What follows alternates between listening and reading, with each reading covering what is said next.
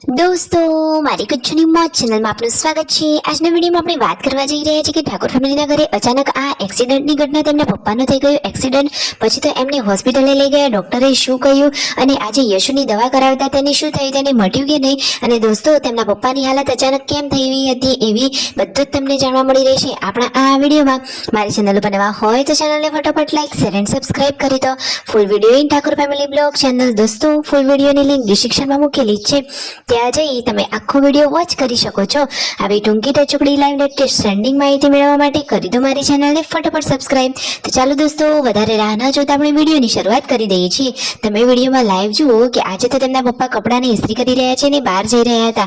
કાજલબેની બા અને સંજયભાઈ તો આજે જુઓ ખેતરમાં વહેલા આવી ગયા છે ને એ પણ લાકડા વીણવા માટે ઈંધણ ભેગા કરી રહ્યા છે। આટલી ગરમીમાં જુઓ તેઓ કેટલું મહેનતનું કામ કરી રહ્યા છે। ફાઇનલી રાકેશભાઈ ઠંડુ પાણી લઈને આવી ગયા હતા। ઘરે સિલ્વા ભાભી જુઓ શાક બનાવી રહ્યા છે। એમને તો સરસ મજાનું ટેસ્ટી શાક બનાવી લીધું છે। શેનું શાક છે કેવું શાક બનાવ્યું તમને ખબર છે? અરે આ વિડીયોમાં તમને એ પણ જાણવા મળી રહેશે। જુઓ તો ખરા કે શિલ્પા ભાભી તો હંમેશા હસતા જ હોય છે ને તેઓ હસતા ખેડતા સારા લાગે છે અને હવે તેઓ રોટલી બનાવવા માટે બેસી ગયા છે બહાર ચૂલા ઉપર।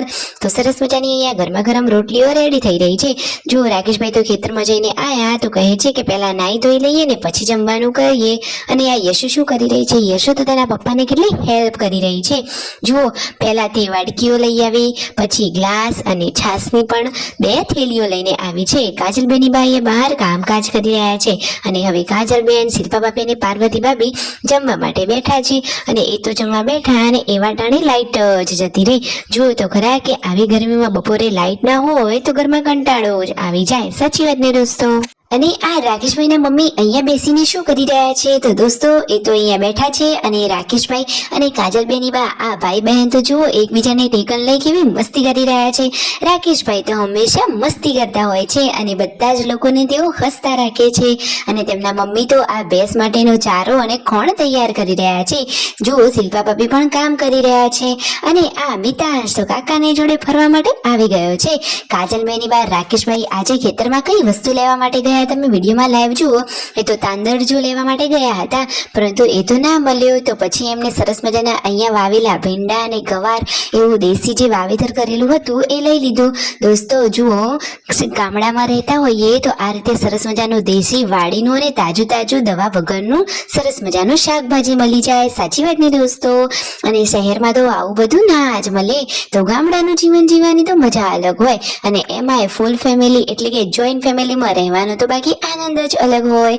અને હવે જુઓ સાંજના ટાઈમે તેમના મમ્મી ભેંસ દોવા બેઠા છે અને આ ભેંસે શું કરી દીધું કે રાકેશભાઈએ તો એમને વિફરેલી વાગણ કહ્યું કારણ કે એ તો વારંવાર કૂદી જાય છે। તો સંજયભાઈ એમની જોડે બેઠા હતા। આજે રાકેશભાઈ બનાવી રહ્યા છે ગોટા તો એના માટેનું આ સ્ટફિંગ તૈયાર કરી લીધું છે અને જુઓ સંજયભાઈ તો અત્યારે થોડુંક ટેસ્ટ કરી રહ્યા છે જમવાનું। એ તો કહે છે કે હાલ તો નાસ્તો જ કરું છું જમવાનું તો હજુ રાત્રે છે। તો ગરમા ગરમ ગોટા હવે તળવા માટે મૂકી દીધા છે અને અચાનક જ આ રણજીતભાઈ કેમ આટલી બધી દોડ કરવા લાગ્યા? એમના ઉપર કોનો ફોન આવ્યો અને કહ્યું કે તમારા પપ્પાનો એક્સિડન્ટ થયો છે તેમને હોસ્પિટલે લઈ ગયા છે। શું તેમને ત્યાં એડમિટ કર્યા છે? વધારે વાગ્યું છે? શું હાલત હતી?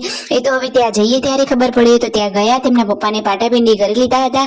તેમનો તો આખો શર્ટ જ લોહી થઈ ગયો હતો। આ રહી એ બાઈક કે જેનો તેમને એક્સિડન્ટ થયો હતો બાઈક આખું સ્લીપ ખાઈ ગયું હતું તો એ તો રોડની આ સાઈડ નીચે પડી ગયા હતા। તેમના આંખના નીચેના ભાગેથી તો જોરદાર લોહી આવતું હતું તો ડોક્ટરે સારવાર કરી ટ્રીટમેન્ટ કરી અને પછી તેને ડિસિઝન લીધું કે અહીંયા નીચે ઘસાર્યું છે વધારે તો એટલા માટે ટાંકા તો લેવા જ પડશે। તો પહેલા બધું સાફ કરી લીધું પગના ભાગે ઢીંચણના ભાગે પણ સોલાયું હતું અને જુઓ આંખ નીચેથી તો કેટલું બધું લોહી આવતું હતું તો ફાઇનલી જુઓ પછી તેમના આંખની નીચે તો 8 ટાંકા આવ્યા છે।